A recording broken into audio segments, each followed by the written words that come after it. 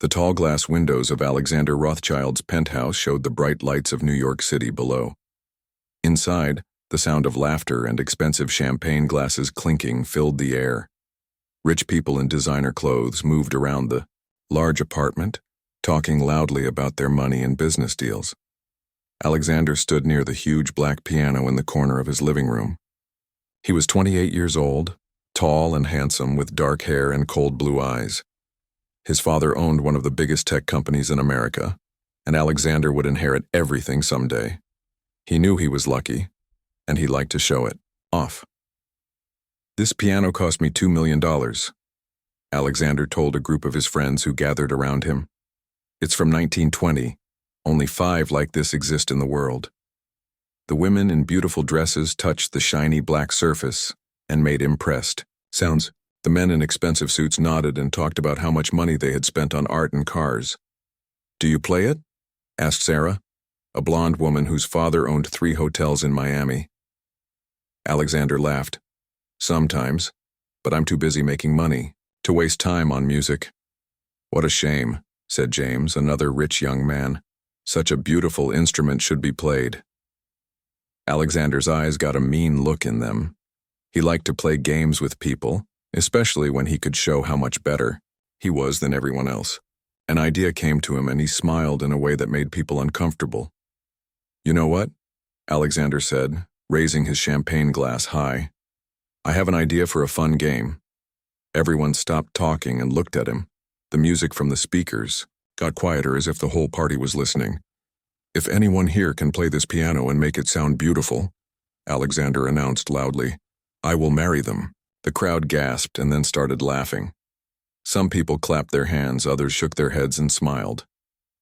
"Are you serious?" Sarah asked, her eyes wide.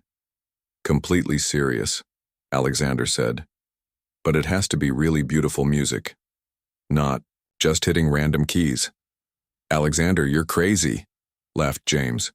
"What if someone actually can play?" "Then I guess I'll have to keep my word," Alexander said with a grin. He knew none of his rich friends had ever learned to play piano properly. They were all too busy shopping, partying, and spending their parents' money. One by one, his friends tried to play the piano. Sarah sat down first and pressed a few keys. The sounds that came out were horrible. She giggled and got up quickly. "Never learned?" she said. "My parents thought piano lessons were boring."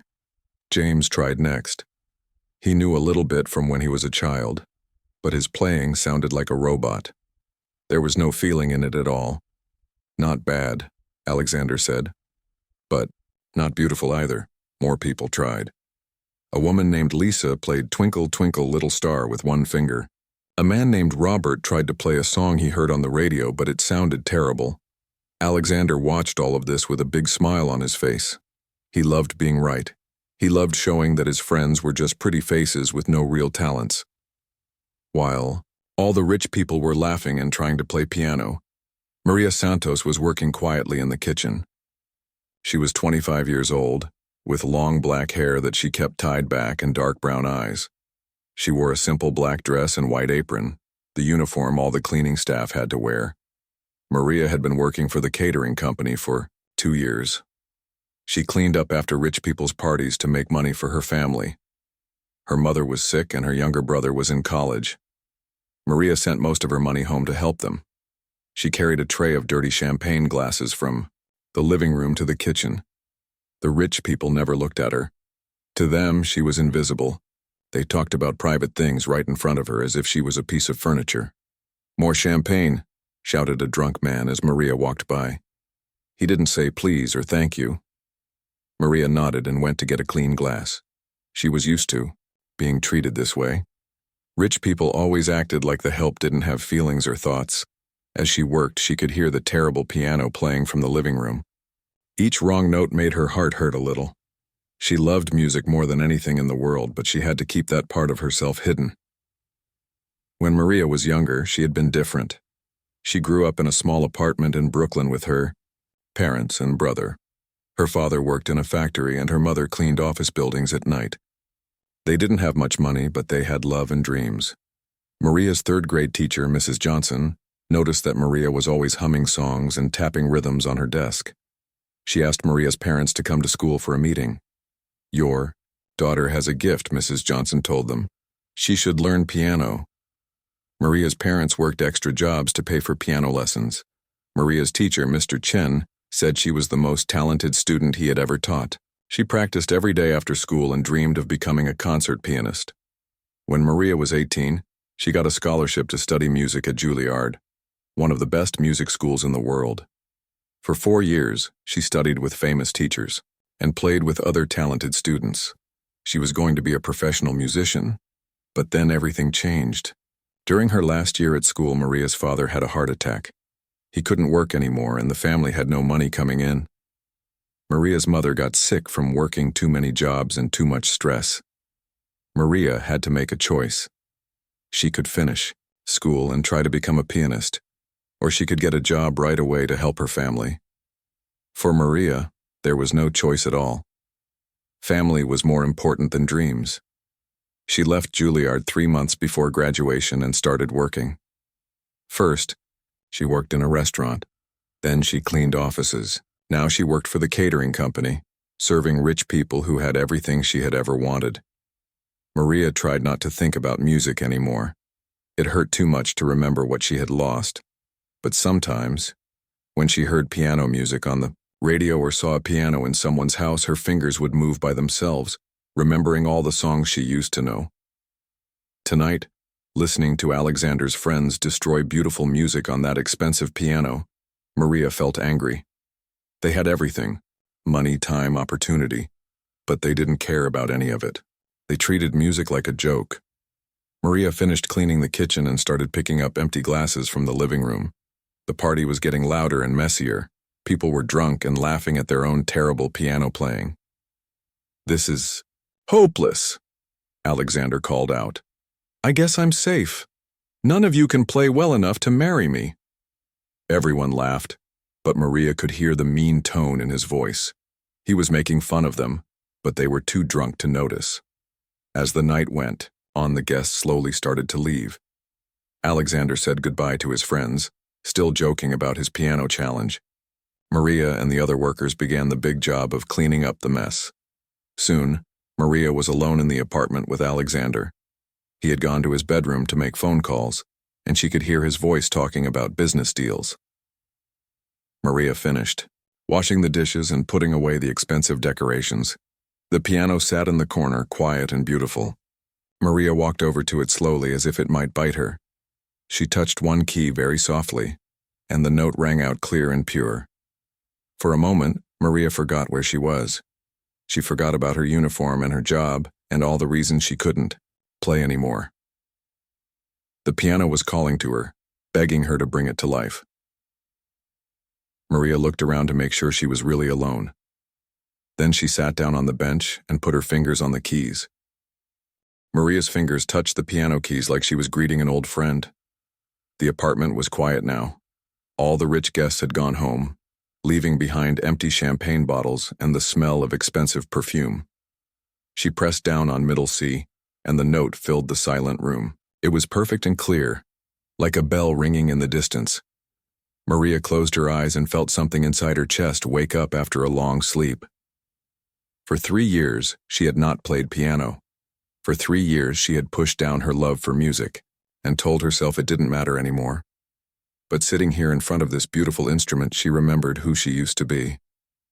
Maria looked around one more time to make sure Alexander was still in his bedroom. She could hear him talking loudly on the phone about some business deal. Good. He would be busy for a while. She put both hands on the keys and started to play Chopin's Ballad No. 1 in G minor. It was one of the hardest pieces she had ever learned, and one of the most beautiful.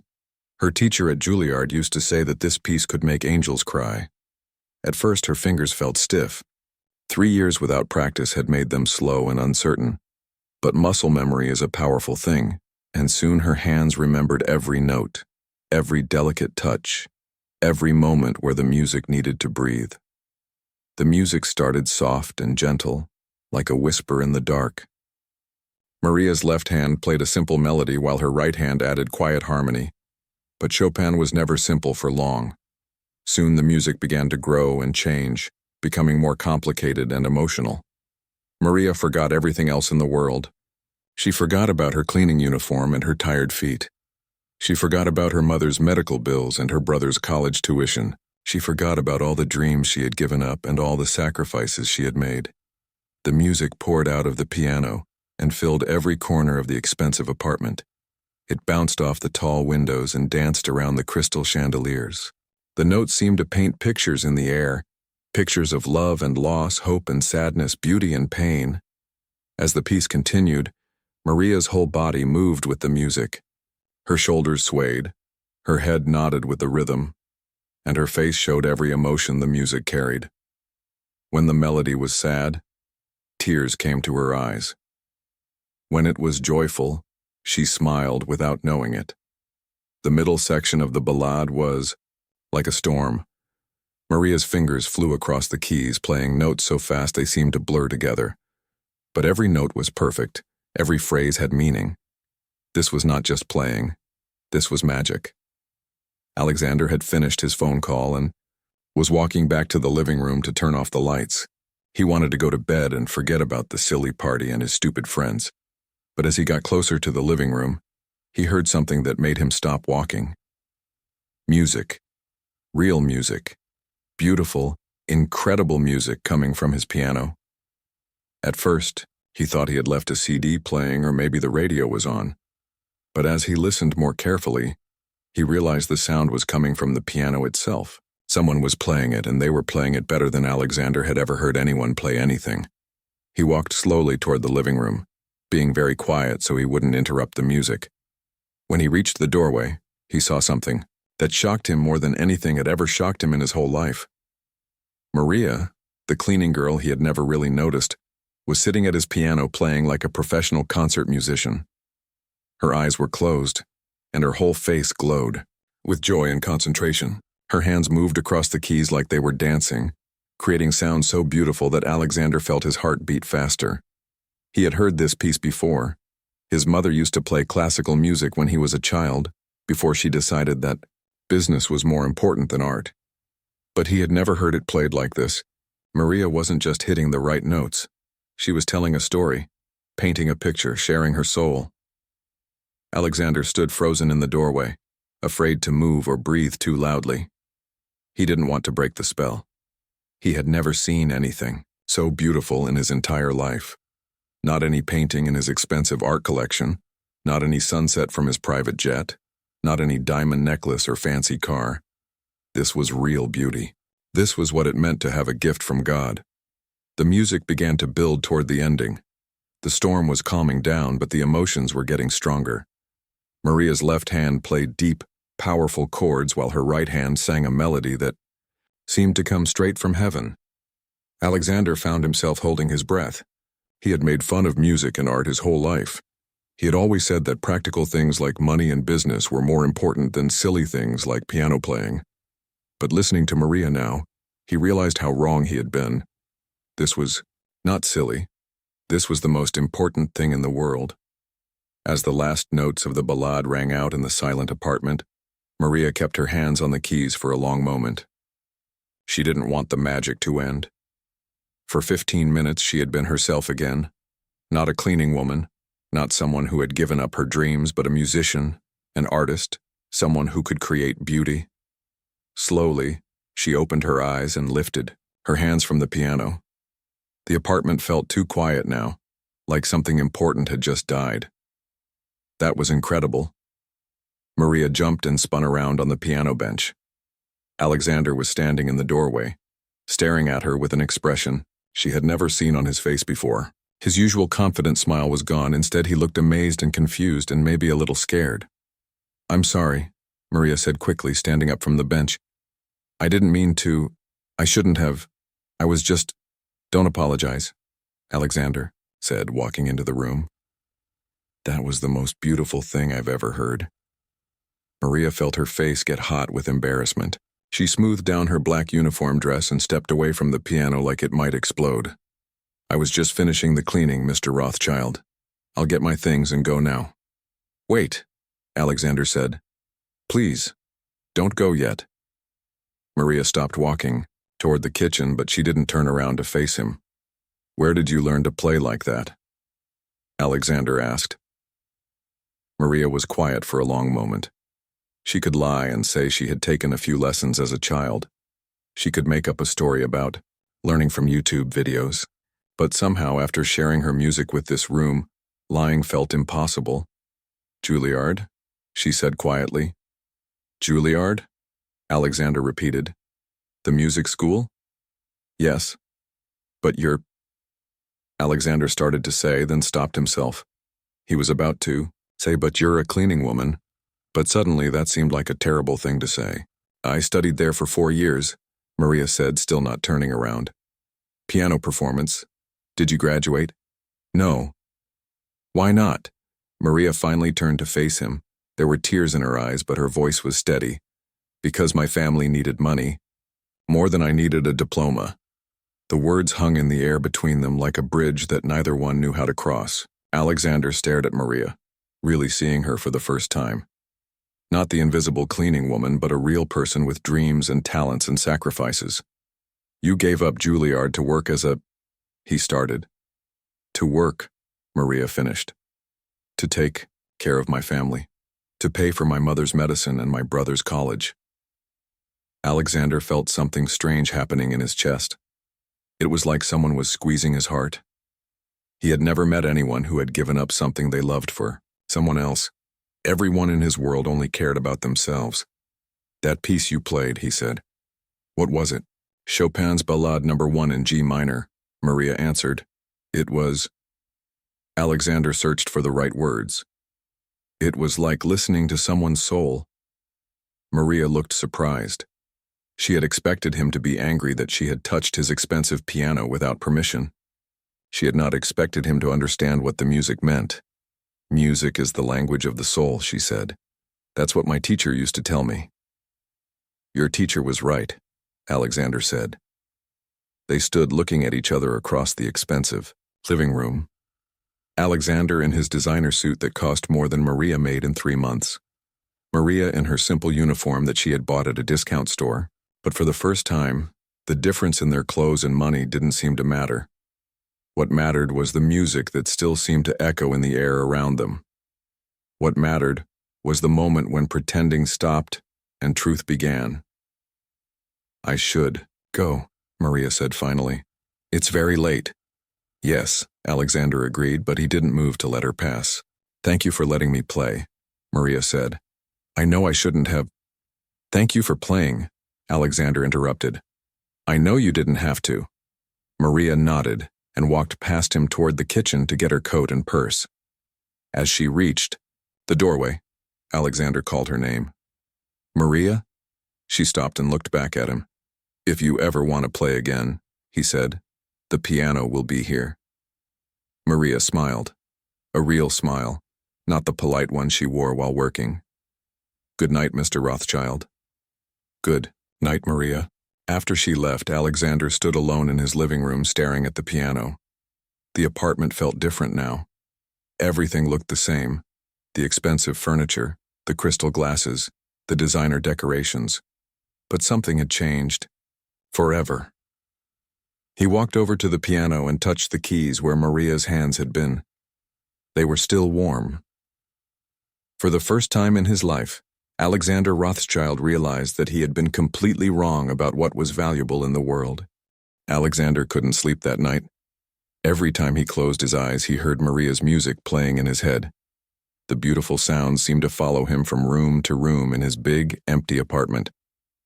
He had lived in this penthouse for 5 years, but tonight it felt different. Tonight it felt lonely and cold, like a museum where nobody was allowed to touch anything.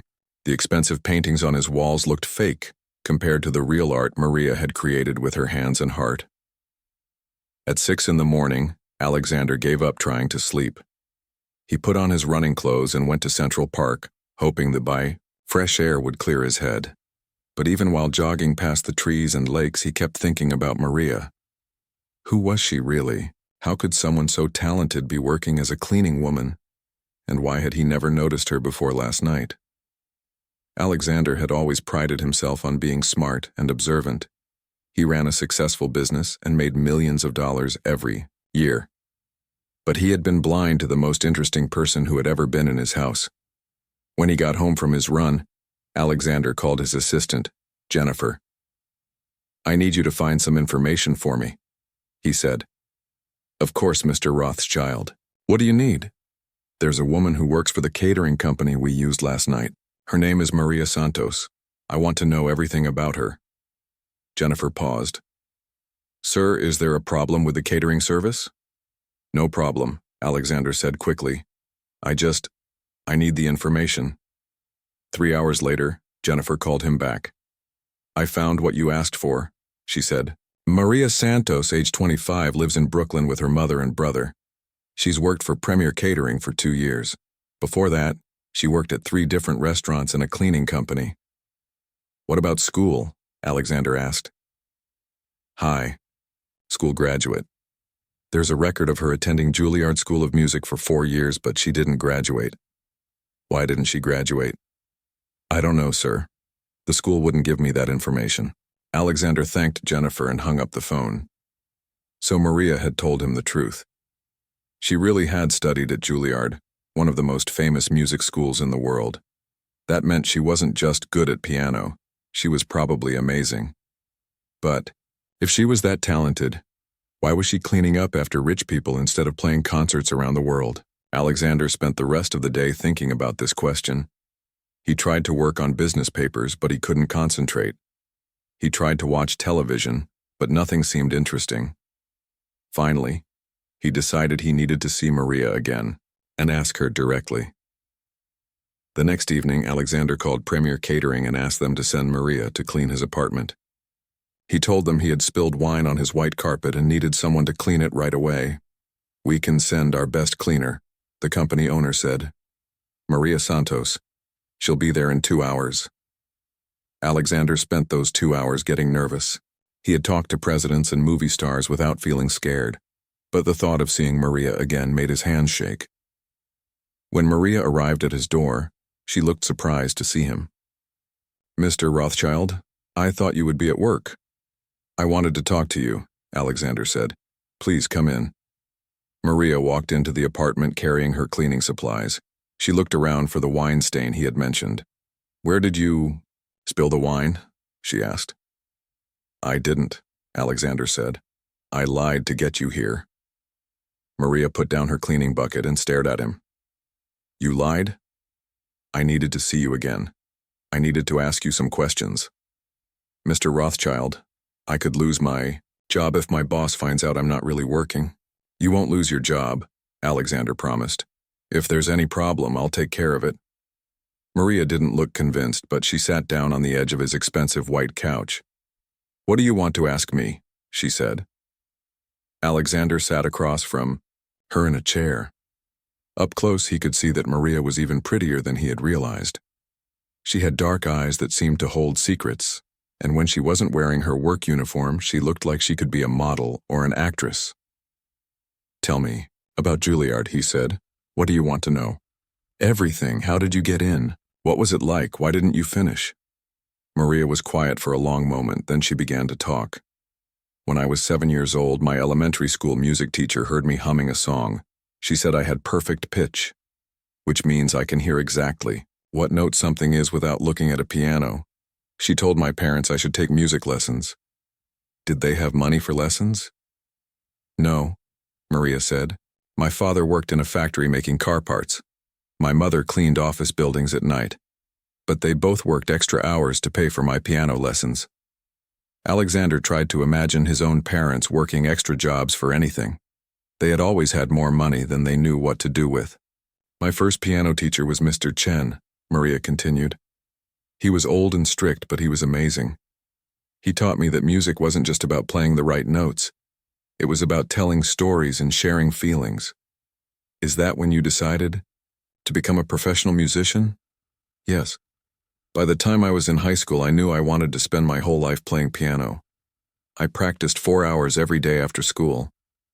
My neighbors complained about the noise, but I didn't care." Maria's face lit up as she talked about her music. Alexander could see the passion in her eyes, the same passion he had seen when she played last night. "Getting into Juilliard was like a dream come true," Maria said. Only the best musicians in the world get accepted there. When I got my acceptance letter, my whole family cried with happiness. What was it like studying there? Hard. Harder than anything I had ever done. The other students were all incredibly talented. I had to practice 6 hours a day just to keep up, but I loved every minute of it. So what happened? Alexander asked, gently. Why didn't you graduate? Maria's smile disappeared. She looked down at her hands. During my 4th year, my father had a heart attack at work. He was only 52 years old. The doctor said he couldn't do heavy labor anymore, but that was the only kind of work he knew how to do. I'm sorry, Alexander said. The factory fired him because he couldn't lift heavy things. We had no money coming in, and my father needed expensive medicine for his heart. My mother tried to work more hours, but she got sick from the stress and exhaustion. Maria's voice got quieter as she continued. My brother Carlos was in his 1st year of college. He wanted to quit school and get a job to help the family, but I couldn't let him do that. He was so smart, and college was his dream. So you quit. Instead, Alexander said, I had to. My family needed money right away, not in 6 months when I graduated. I got a job waitressing at a restaurant and sent most of my paycheck home to Brooklyn. Alexander felt like someone had punched him in the stomach. He had never met anyone who had sacrificed so much for other people. Do you regret it? He asked. Maria thought for a moment. I regret that I couldn't find a way to help my family and finish school, but I don't regret choosing my family. They gave up everything so I could study music. When they needed me, I had to be there for them. What about your dreams? Dreams don't pay for heart medicine, Maria said simply. Alexander stood up and walked to the window. He looked out at the city below, thinking about all the things he had been given without ever asking for them. Money, education, opportunities, connections. Everything had been handed to him since the day he was born. That's not fair, he said. Life isn't fair, Maria replied. But that doesn't mean we stop trying to make it better. Alexander turned back to face her. Is your father okay now? He's alive. The medicine helps, but he'll never be able to work again. And now my mother is sick too. She has diabetes and high blood pressure from working too hard for too many years. What about your brother? Carlos graduated from college last year. He's working as an engineer now and makes good money. He helps support our parents, but medical bills are expensive.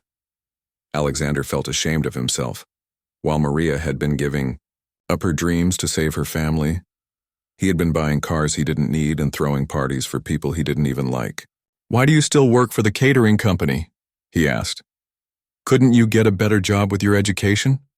I tried, Maria said. But when employers see that I didn't graduate from Juilliard, they think I must not be very good. And I've been away from music for 3 years now. My skills aren't as sharp as they used to be. But you played beautifully last night. Maria smiled a little. Thank you, but one song doesn't make a career. Alexander sat back down across from her. Maria, I have a question for you, and I want you to think carefully before you answer. Okay. If money wasn't a problem, if your family was taken care of, what would you want to do with your life? Maria didn't need to think about her answer. I would play piano. I would finish my education and perform in concert halls around the world. I would teach children who love music the way I do. I would spend every day creating something beautiful. The way she said it made Alexander's heart beat faster. He had never heard anyone talk about their dreams with such pure love and longing. What if I told you there might be a way to make that happen? He said. Maria looked at him suspiciously. What do you mean? I made a promise last night. I said that anyone who could play my piano beautifully could marry me. That was a joke, Maria said quickly. Maybe it started as a joke, Alexander said. But I meant what I said. I'm a man of my word. For the next week, Alexander couldn't stop thinking about Maria. He tried to focus on his business meetings and important phone calls, but his mind kept wandering back to their conversation. He had made a mess of everything. He had wanted to help Maria, but instead he had insulted her. She was right to be angry with him. He had talked about marrying her like she was something he could purchase with his credit card. But Alexander couldn't shake the feeling that there was something special between them. Not just because of her incredible talent, but because of the way she had looked at him when she talked about music. For a few moments, she had seen him as a real person, not just a rich man with too much money. Alexander had dated many women, but they all wanted the same things from him: expensive dinners, jewelry, trips to Paris. None of them had ever looked at him the way Maria did when she talked about her dreams. On Friday afternoon, Alexander's assistant Jennifer knocked on his office door. "Mr. Rothschild, there's a call for you." A woman named Elena Santos. Alexander's heart jumped. Santos was Maria's last name. Maybe Maria had changed her mind about talking to him. "Put her through," he said. But the voice on the phone was older and weaker than Maria's. "Mr. Rothschild, this is Elena Santos, Maria's mother." "Mrs. Santos, how can I help you?" "I'm calling from the hospital," Elena said, and Alexander could hear that she was crying. "Maria told me you know about our family situation." "Yes. She told me about your husband's heart problems and your diabetes." "It's gotten worse," Elena said. "Much worse. I collapsed at work yesterday and the doctors say I need surgery right away. But our insurance won't cover it all. And we don't have $30,000. Alexander felt his chest get tight. "What kind of surgery?" "Heart surgery. The doctors say if I don't have it within 2 weeks, I might die." "Mrs. Santos, where is Maria now?" "She's here at the hospital with me. She's been here all night trying to figure out how to get the money. She's talking about getting a loan from one of those terrible companies that charge too much interest." Alexander knew about those loan companies. They gave money to desperate people and then charged so much interest that the people could never pay it back. "Mrs. Santos, please don't let Maria get a loan from those companies," Alexander said. "I'll take care of the surgery costs." "What? No, Mr. Rothschild, we can't accept charity from you." "It's not charity," Alexander said. "Let me talk to Maria. She won't take money from you either. She's too proud." Alexander thought quickly. "Mrs. Santos, what hospital are you at?" "Mount Sinai, room 412. I'll be there in an hour." Alexander hung up the phone and called his driver. On the way to the hospital, he thought about what he would say to Maria. He had to convince her to let him help, but he knew she would refuse any gift of money. Then he remembered his promise from the party. Maria had played his piano beautifully. By his own rules, she had won the right to marry him. Maybe he could use that to help her family. Mount Sinai Hospital was busy and noisy. Alexander took the elevator to the 4th floor and found room 412. Through the open door, he could see Maria sitting next to a hospital bed, holding the hand of a small, tired-looking woman. Alexander knocked softly on the door frame. "Maria?" Maria looked up and her face showed surprise and anger. "What are you doing here? Your mother called me." Maria turned to look at the woman in the bed. "Mama, why did you call him?" "Because you need help, mija, and you're too stubborn to ask for it." Elena Santos looked very sick. Her skin was gray and she had tubes in her nose to help her breathe. But her eyes were still strong and intelligent. "You must be Mr. Rothschild," Elena said. "Maria told me about you." "What did she tell you?" Alexander asked. "That you offered to marry her," Elena said with a small smile. "At first I thought she was joking." "Mama," Maria said, her face turning red. "I was serious about that offer," Alexander said. "In fact, that's why I'm here." Maria stood up from her chair. "Mr. Rothschild, please leave. My family's problems are not your concern." "But they could be," Alexander said. "If you marry me." "I am not going to marry a stranger for money." "You wouldn't be marrying me for money," Alexander said. "You'd be marrying me because you won my challenge. I said anyone who could play my piano beautifully could marry me. You played it beautifully. By my own rules, you won." Elena looked back and forth between Maria and Alexander, like she was watching a tennis match. "This is crazy," Maria said. "You don't want to marry me. You don't even know me." "I know enough," Alexander said. "I know you're talented and loyal and brave. I know you gave up your dreams to take care of your family. I know you can create Beauty in a world that's mostly ugly. That's not enough to build a marriage on. People get married for worse reasons, Alexander said. Some people marry for money. Some marry because they're lonely. Some marry because their families arrange it. And you want to marry me because of a stupid game? Alexander was quiet for a moment, thinking about how to explain what he really felt. I want to marry you because you're the most interesting person I've ever met, he said finally. And because I think we could help each other. Help each other how? I can help your family with money. You can help me figure out what's really important in life. Maria sat back down in her chair. This is insane. Maybe, Alexander said, but your mother needs surgery, and you need financial security. I can give you both of those things. What? Would you get out of it? Alexander thought about his empty apartment and his meaningless parties and his friends who only cared about money. A wife who actually has a soul, he said. Elena spoke up from the hospital bed. Maria listened to him. Mama, you can't be serious. I'm dying, Mija. The doctors think I have 2 weeks without the surgery, maybe less. Maria's eyes filled with tears. Don't say that. It's true. And I can't die knowing that you gave up everything for me and your father and Carlos. You deserve to have your dreams back. My dreams don't matter if you're not here to see them. They matter to me, Elena said. They matter more than anything. Alexander watched this conversation and felt like he was intruding on something very private. But he also felt something he had never felt before. The desire to be part of a real family, even if that family was created by a business deal. Maria, he said gently, what if we made this a partnership instead of a traditional marriage? What do you mean? I mean we both get something we need, and we don't pretend it's about love. You get financial security for your family and the chance to go back to music. I get a wife who isn't just interested in my money. But we don't love each other. No, we don't. But we could respect each other. We could be friends. And maybe someday, if we're both lucky, we could be more than that. Maria looked at her mother, who was trying to stay awake despite the pain medicine. What kind of partnership? Maria asked. We get married legally, so I can put your family on my health insurance and pay for your mother's surgery. You can live in my apartment, but in your own room. You can go back to school to finish your music degree.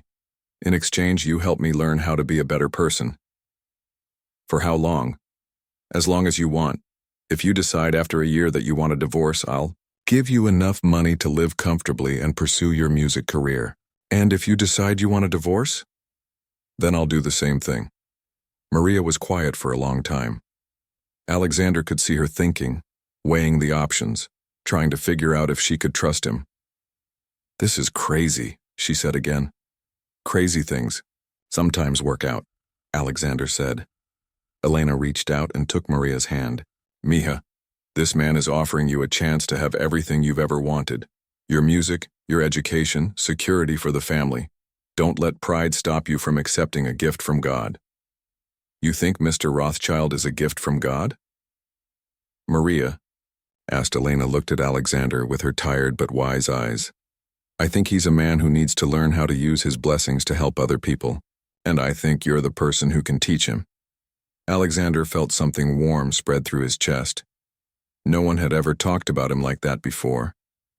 There would have to be rules, Maria said slowly. Of course. What kind of rules? Separate bedrooms. No physical relationship unless we both decide we want one. I keep working until I can go back to school. I help my family whenever they need it. Agreed, Alexander said immediately. And I want to meet your family before I agree to anything. If I'm going to be part of your life, I need to know what I'm getting into. Alexander's face got tight. My family is complicated. How complicated? They care more about money and reputation than anything else. They won't understand why I'm marrying someone who isn't from their social class. Will that be a problem for you? Alexander thought about his mother's reaction when she met Maria. She would probably faint. His father would demand to know how much money Maria's family had. His sister would make snide comments about Maria's clothes and accent. It will be a problem for them, he said, but not for me. Are you sure? I'm sure. Maria looked at her mother one more time. Elena squeezed her daughter's hand and smiled. Okay, Maria said. I'll marry you. Alexander felt relief wash over him like a warm wave. Really? Really. But if you ever make me regret this decision, I will make your life miserable. Fair enough, Alexander said. When should we do it? As soon as possible. My mother needs that surgery. The wedding took place on Sunday afternoon in the small chapel at Mount Sinai Hospital. It was nothing like the big, expensive weddings Alexander had been to before. There were no flowers, no fancy decorations, and no crowd of rich people taking pictures. Maria wore a simple blue dress that she had bought at a department store for $40. Alexander wore a dark suit, but he had taken off his expensive watch and gold cufflinks so he wouldn't look too flashy. The only people there were Maria's family. Her mother, Elena, was in a wheelchair, still weak but determined to see her daughter get married. Her father, Roberto, looked uncomfortable in his old brown suit, but he smiled when he shook Alexander's hand. Her brother, Carlos, was suspicious of Alexander at first, but he softened when he saw how respectfully Alexander treated their parents. Do you, Alexander James Rothschild, take Maria Elena Santos to be your wife? Asked Judge Morrison, who had agreed to perform the ceremony as a favor to Alexander. I do, Alexander said, looking into Maria's eyes. Do you, Maria Elena Santos, take Alexander James Rothschild to be your husband? Maria hesitated for just a moment, then said, I do. They exchanged simple gold rings that Alexander had bought that morning. When the judge said, You may kiss the bride, Alexander and Maria looked at each other awkwardly. Finally, Alexander leaned over and gave Maria a gentle kiss on the cheek. Congratulations, the judge said. You are now husband and wife. Elena cried happy tears from her wheelchair. Roberto hugged his new son-in-law and whispered, Take care of my daughter. Carlos shook Alexander's hand and said, I hope you know how lucky you are. Alexander was beginning to understand. The next morning, Elena's heart surgery went perfectly. The famous surgeon that Alexander had hired said it was one of the easiest operations he had ever performed. Elena would need a few weeks to recover, but she was going to be fine. The medicine you'll need after the surgery costs about $2,000 a month, the doctor told Maria and Alexander, but with Mr. Rothschild's insurance it will be completely covered. Maria squeezed Alexander's hand. It was the first time she had touched him since their awkward wedding kiss. Thank you, she said simply. You don't need to thank me, Alexander replied. We're family now. That afternoon, Alexander took Maria to see his penthouse apartment. She had been there twice before to work, but this time she was seeing it as her new home. This guest bedroom will be yours, Alexander said, opening the door to a large room with its own bathroom and a view of Central Park. You can decorate it however you want. Maria looked around the room. It was bigger than the apartment she had shared with her family in Brooklyn. It's very nice, she said, but I can't afford to decorate it. I'll give you money for whatever you need. No, Maria said firmly. We agreed that I would keep working until I go back to school. I'll pay for my own things. Alexander was about to argue, but he stopped himself. He was learning that Maria had her own ideas about independence and pride. Okay, he said, but if you need anything, just ask. I will. That evening, they sat together in Alexander's living room, trying to figure out how to live together. Everything felt strange and formal. What time do you usually eat dinner? Maria asked. I don't have a usual time. Sometimes I eat at restaurants with business clients. Sometimes I order food to be delivered. Sometimes I don't eat dinner at all. Maria looked shocked. You don't eat dinner? I'm usually too busy working. That's not healthy.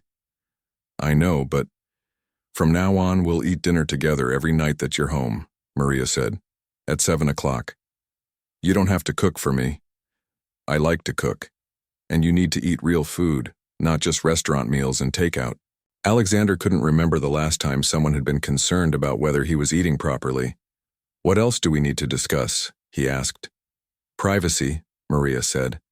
"I need you to promise that you won't come into my room without knocking, and I won't come into yours." "Of course.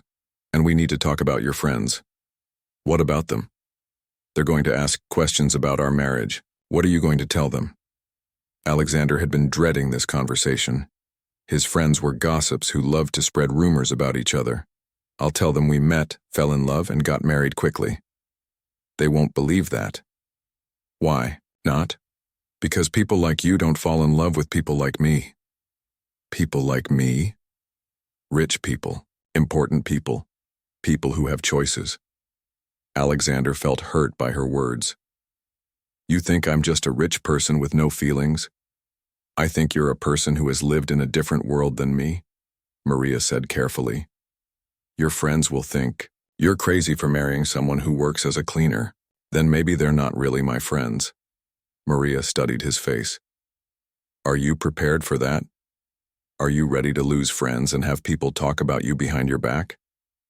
Alexander thought about his friends. Did he actually like any of them? Did they like him, or did they just like his money and connections?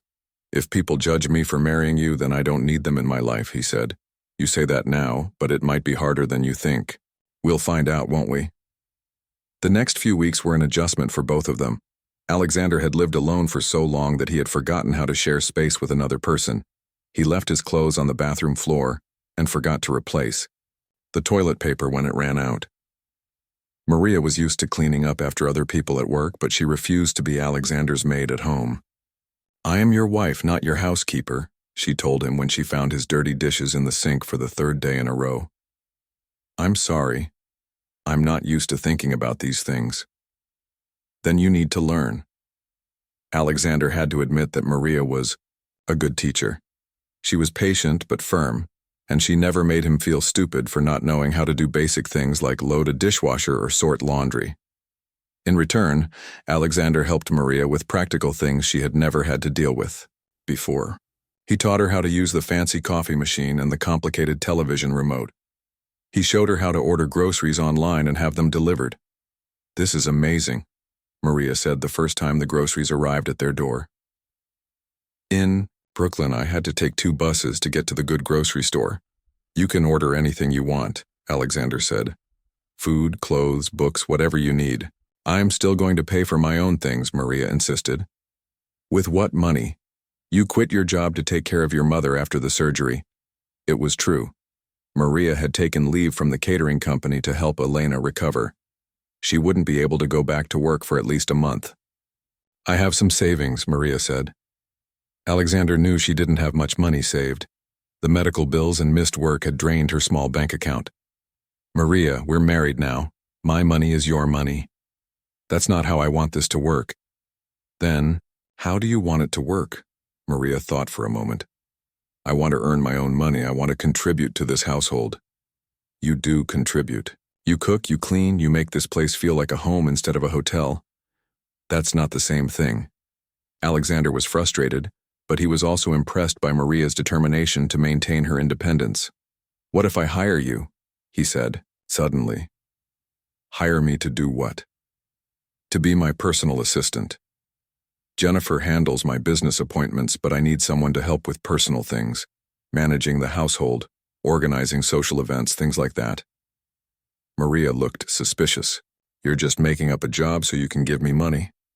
"No, I really do need help with those things. I'm terrible at organizing my personal life."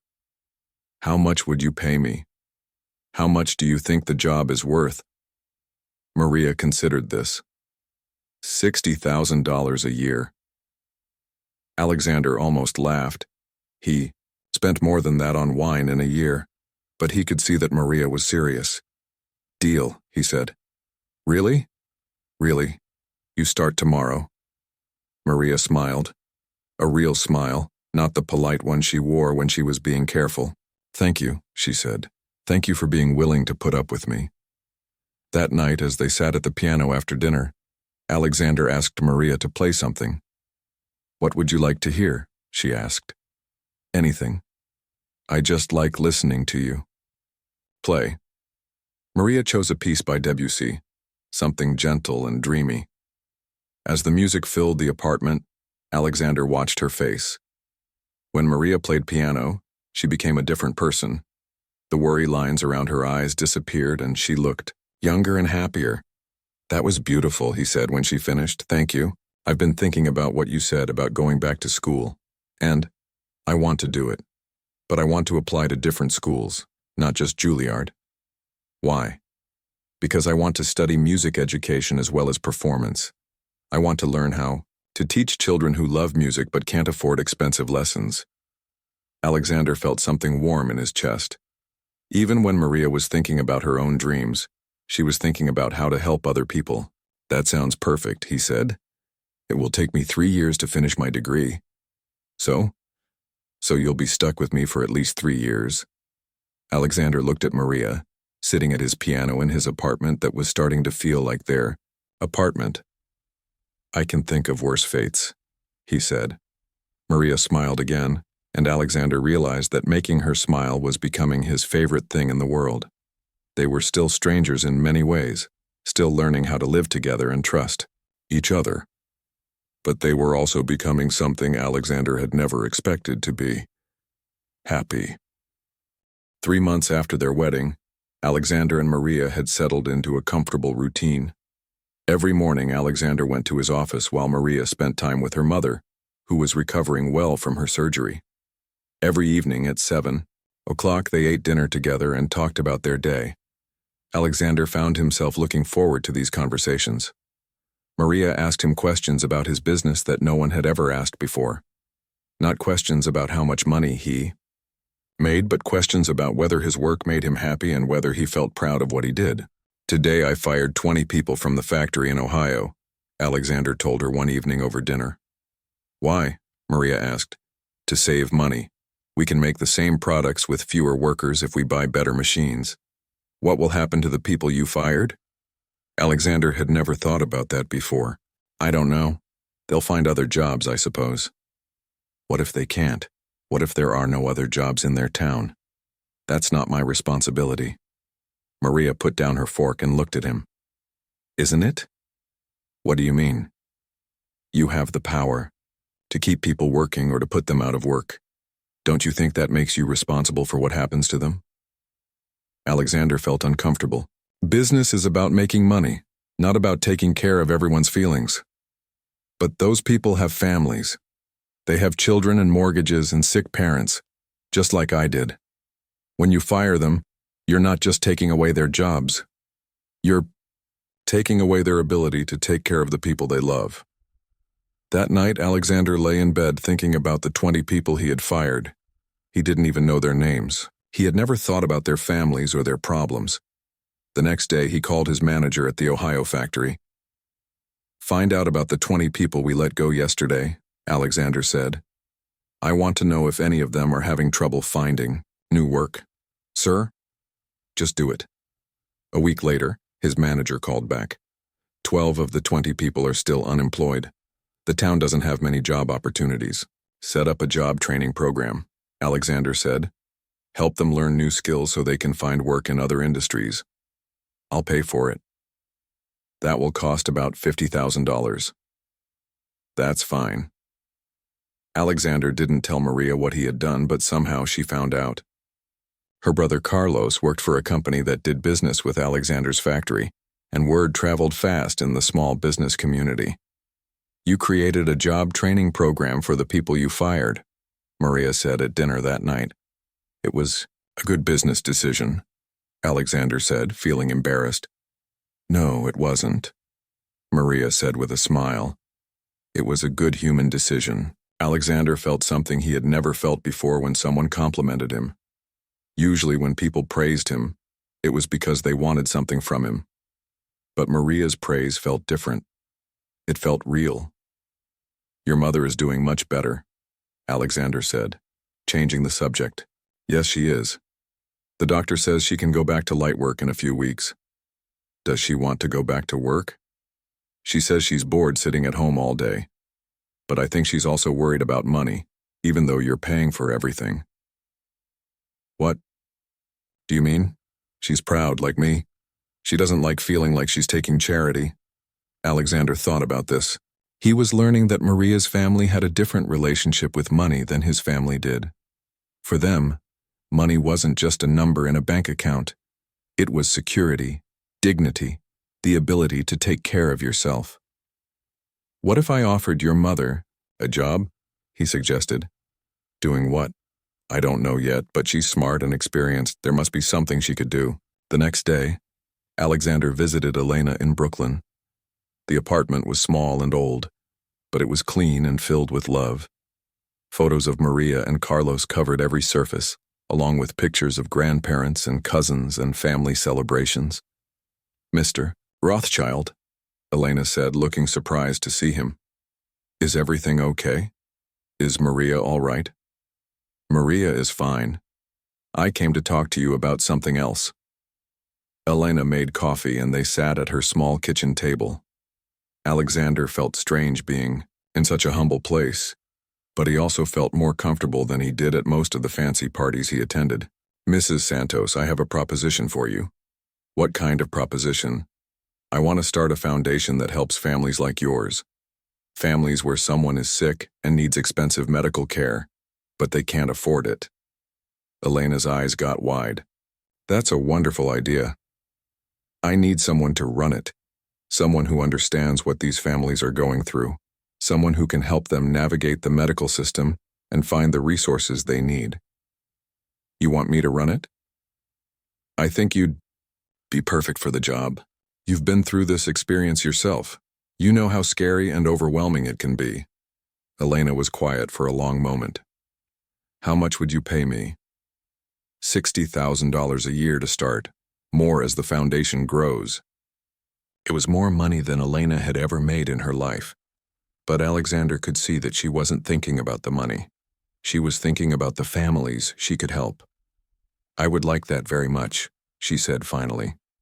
"Good. We'll start with a small office and one assistant. You can hire people you trust to help you." When Alexander told Maria about his conversation with her mother, she cried. "You didn't have to do that," she said. "I know, but I wanted to. Your mother is smart and kind, and she deserves to do work that matters. Why are you being so nice to my family?" Alexander thought about how to answer that question. "Because your family is the first real family I've ever known." "What do you mean?" "My parents love money more than they love each other. My sister only calls me when she needs something. But your family actually cares about each other. You gave up your dreams for them. Your brother works hard to help support your parents. Your mother worried about you even when she was dying in the hospital. That's what families do. Not my family. We've never sacrificed anything for each other." Maria looked sad. "That must be lonely. I didn't realize how lonely it was until I met you." As the months passed, Alexander found himself changing in ways he didn't expect. He started asking his employees about their families during business meetings. He created a better health insurance plan for his workers. He donated money to schools and hospitals, but he also started volunteering his time. "What's gotten into you?" his friend James asked one day when Alexander declined an invitation to a yacht party. "You're becoming a completely different person." "Maybe I'm becoming a better person," Alexander said. "It's that wife of yours, isn't it? She's changing you." "Yes, she is." "I hope you know what you're doing," James said. "People are starting to talk." "What are they saying?" "That you've lost your mind. That you're throwing away your reputation and your family's respect for some woman you barely know." Alexander thought about this. It was true that his parents were furious about his marriage. His mother had refused to meet Maria, and his father had threatened to remove Alexander from his will. "Maybe my reputation needed to be thrown away," Alexander said. But it wasn't just Alexander who was changing. Maria was changing too. When she first moved into the penthouse, she had been careful and quiet, afraid to touch anything expensive or take up too much space. But as she got more comfortable, Alexander saw glimpses of who she really was. She was funny. She told stories about her childhood that made Alexander laugh until his stomach hurt. She was passionate about music, but also about books and movies and ideas.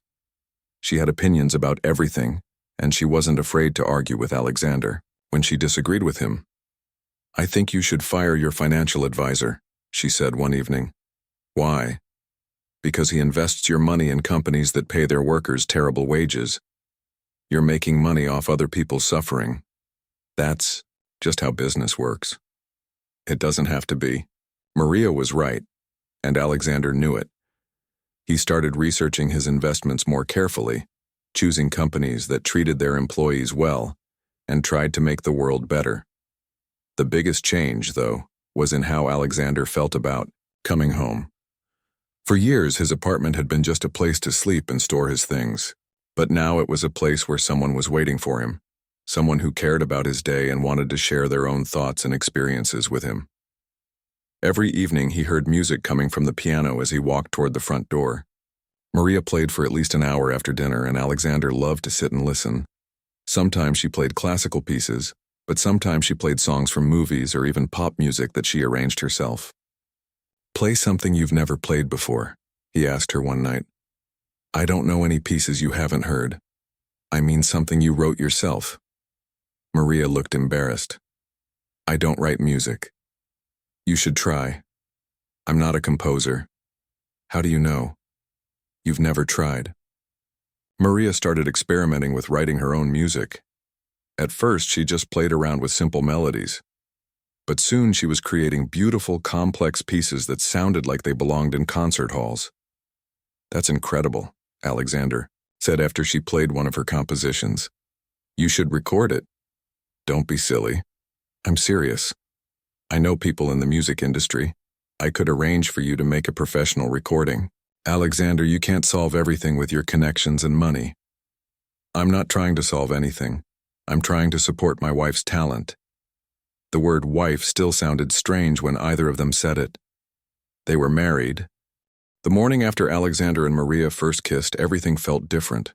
They were shy around each other at breakfast, like teenagers who had just admitted they liked each other.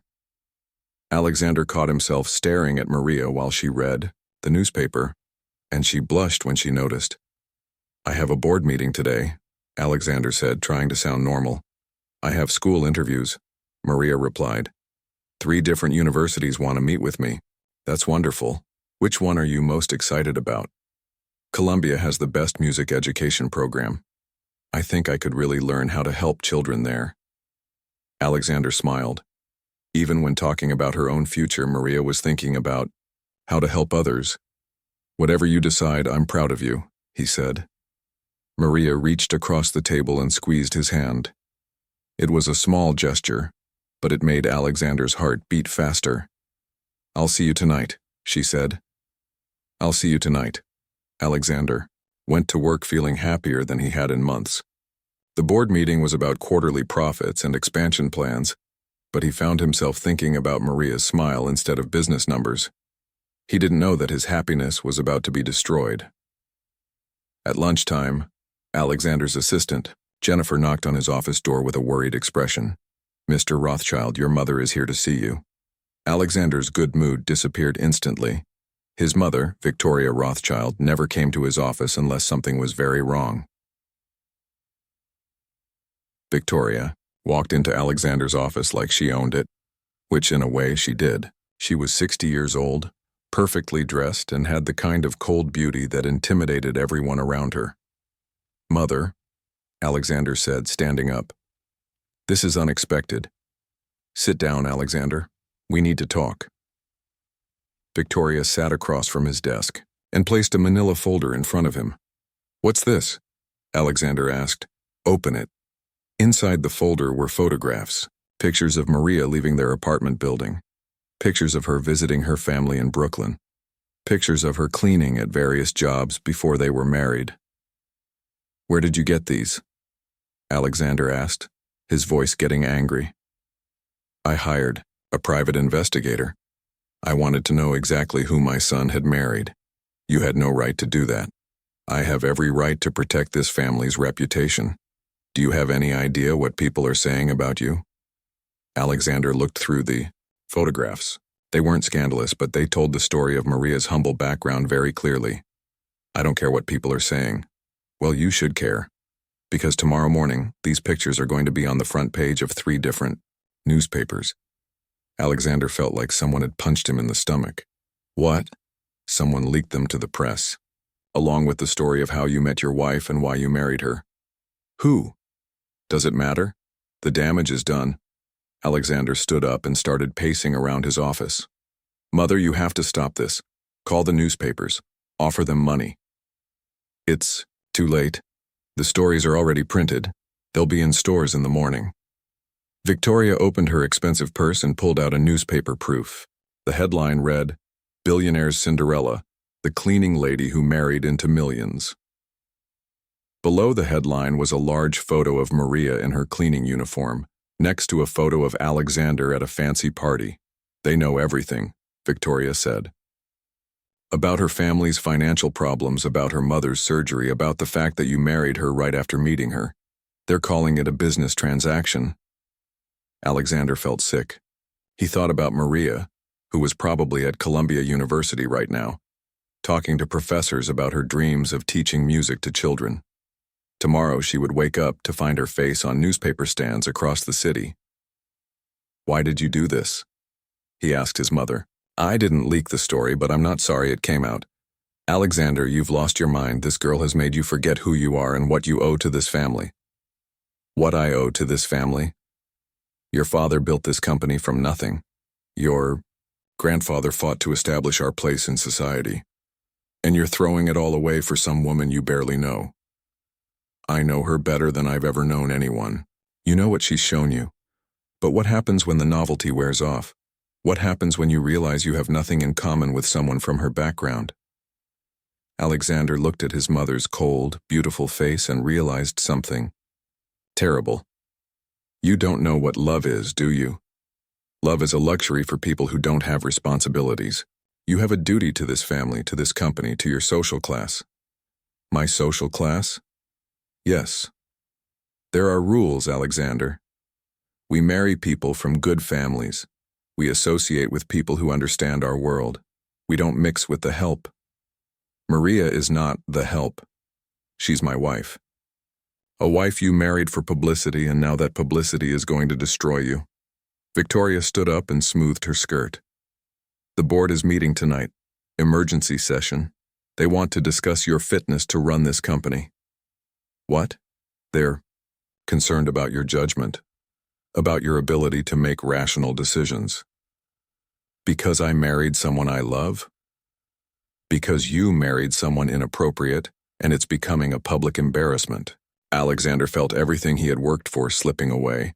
But worse than that, he felt Maria slipping away too. "What do they want me to do?" "End the marriage. Quietly. Give the girl enough money to disappear and never cause problems again. Won't do that. Then you'll lose everything. Your position, your inheritance, your place in this family." Victoria walked toward the door, then turned back to face her son. "Think carefully about what matters more to you, Alexander. Your responsibilities or your feelings." After she left, Alexander sat alone in his office, staring at the newspaper. Proof. The story made Maria sound like a gold digger who had tricked him into marriage. It made him sound like a fool who had been manipulated by a clever woman. None of it was true, but truth didn't matter when it came to newspapers and gossip. Alexander's phone rang. It was Maria. "Alexander? I just got a call from a reporter. They're asking me questions about our marriage. What's going on?" Alexander's heart broke. "Maria, I need you to come home. Right now." "What's wrong? Just come home. Please." An hour later, Maria walked into their apartment looking confused and scared. Alexander showed her the newspaper proof, and he watched all the color drain from her face. "Oh my God," she whispered. "I'm so sorry, Maria. I didn't know this was going to happen." Maria sat down on the couch, still staring at the photos of herself. "They make me look like I was scheming to trap you. Anyone who knows you would know that's not true. But people don't know me. They're going to see these pictures and think I'm some kind of fortune hunter." Alexander sat next to her and tried to take her hand, but she pulled away. "There's more," he said. "The board wants me to end our marriage." "What?" They think I've become a liability to the company.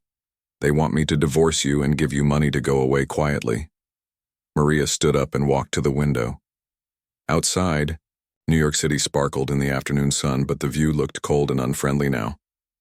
What are you going to do? She asked without turning around. I'm going to tell them no. And if they fire you? Then they fire me. Maria turned to face him. Alexander, you can't throw away your whole life for me. It's my choice to make. Is it?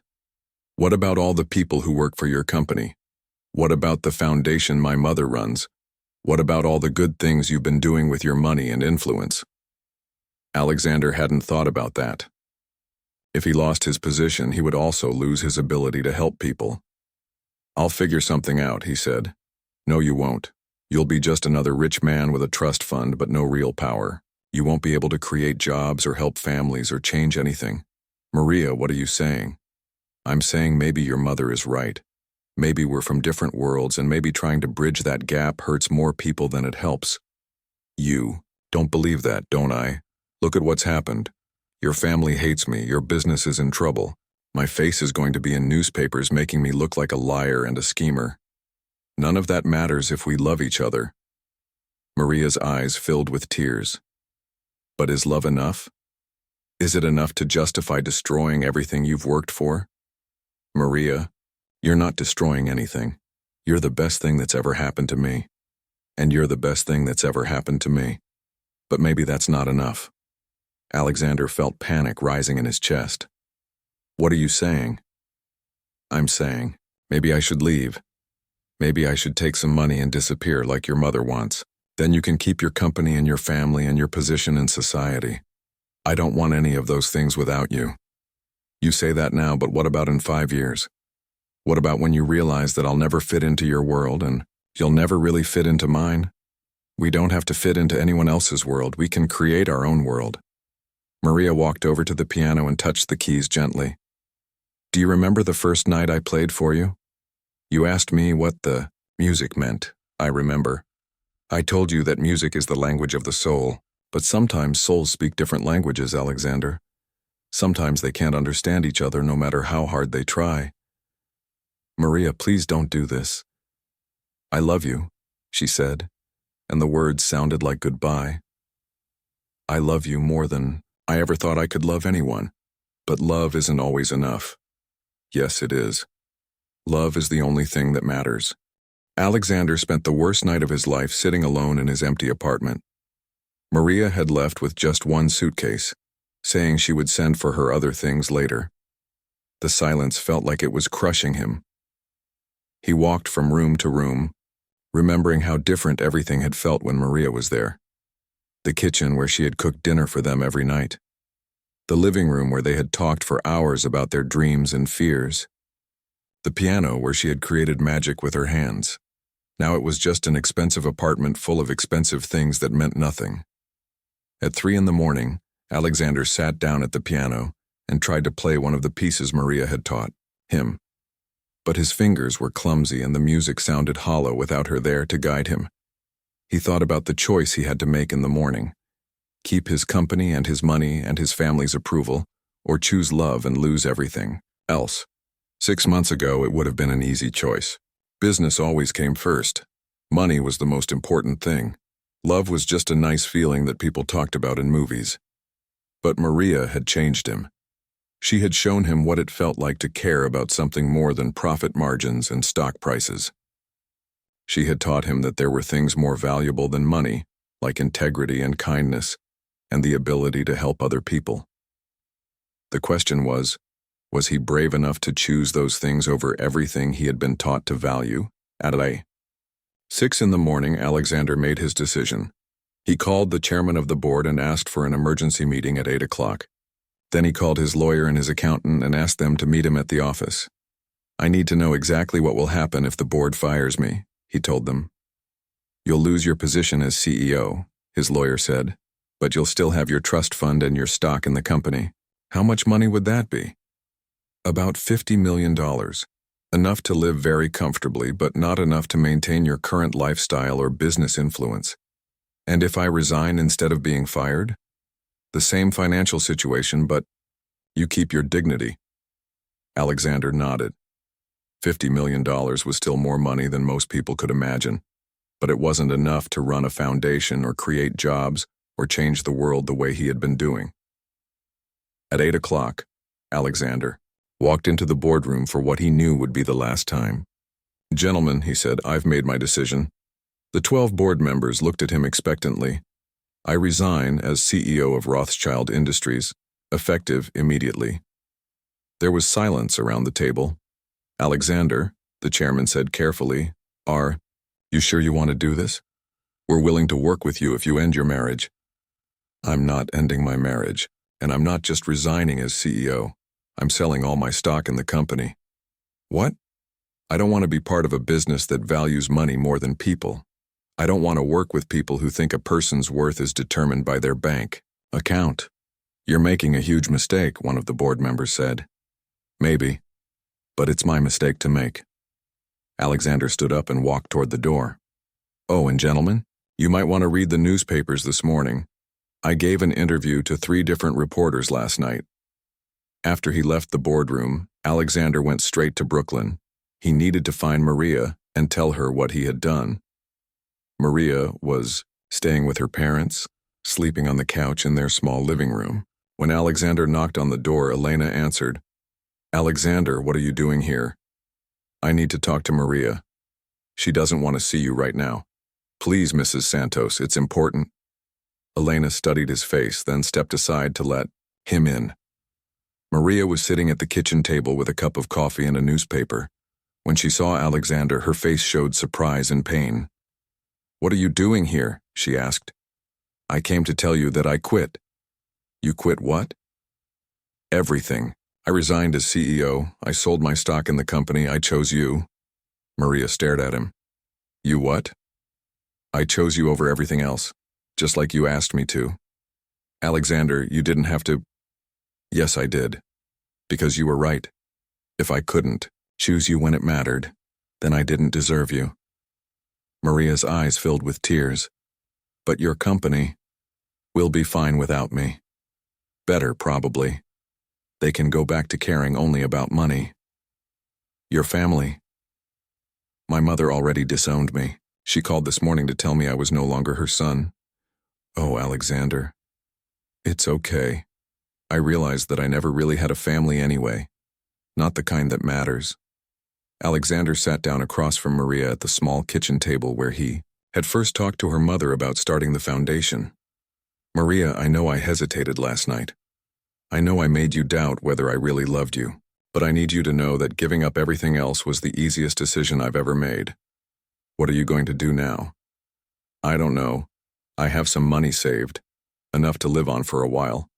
I thought maybe I could start my own business, something smaller, something that actually helps people. And if I had said no, if I had decided not to come back to you, then I still would have done the same thing. Because you taught me who I want to be, Maria. Even if I can't be that person with you, I can't go back to being the person I was before."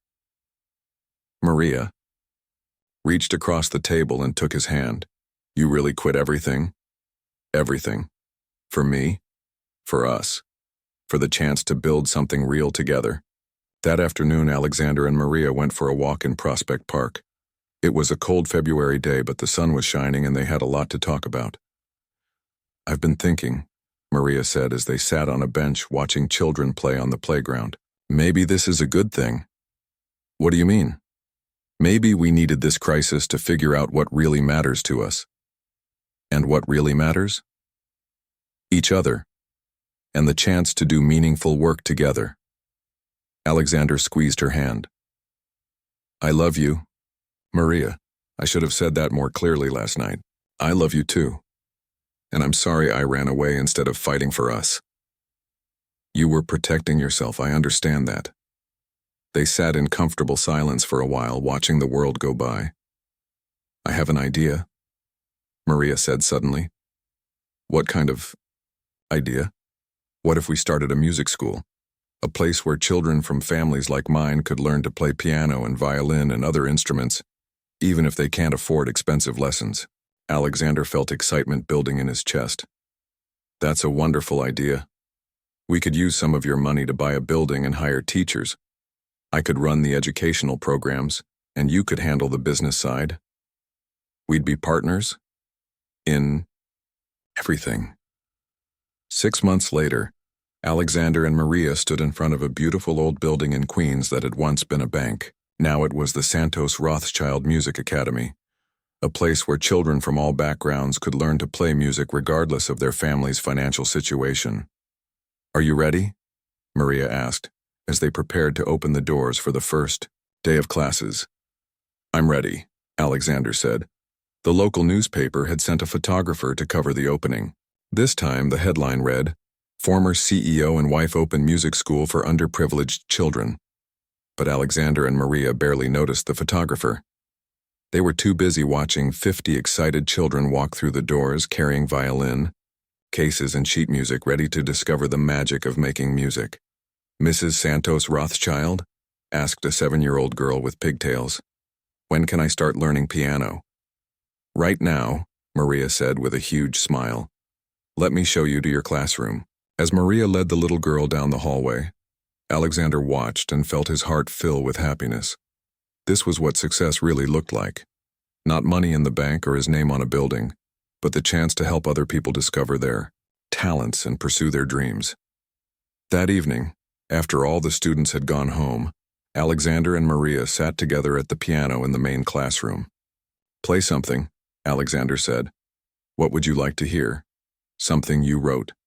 Something that tells our story." Maria began to play a piece she had been working on for months. It started with a simple melody, the story of a lonely rich man and a talented woman who seemed to live in different worlds. But as the music progressed, the two melodies began to intertwine, creating something more beautiful than either could create alone. When she finished playing, Alexander was quiet for a long moment. "That was perfect," he said finally. "Not perfect," Maria said, "but real. Real is better than perfect, much better." As they walked out of the music school together, hand in hand, Alexander thought about how different his life was now compared to a year ago.